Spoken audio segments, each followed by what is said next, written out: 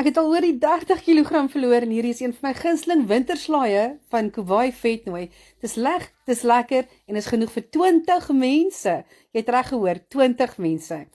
4 koppe blaarslaai wat jy fyn kap en dan ek 3 green peppers, 4 komkommers fyn gekap en dan 5 groot tomaties wat ek fyn gekap het.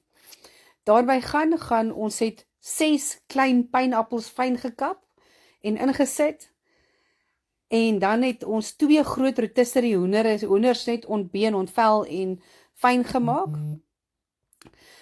8 narkies het ons fyn gekap, en dan het ons sout bygesit, nie peper nie, ek het net sout bygesit.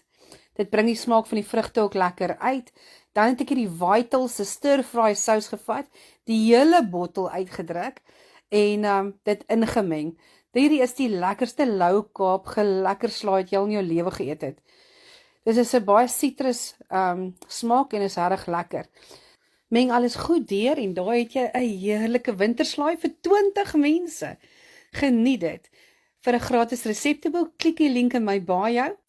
Kyk gerus na my webblad www.talita.co.za vir heerlike Lou Kaap Afrikaanse resepteboeke. Kalorieë uitgewerk vir jou.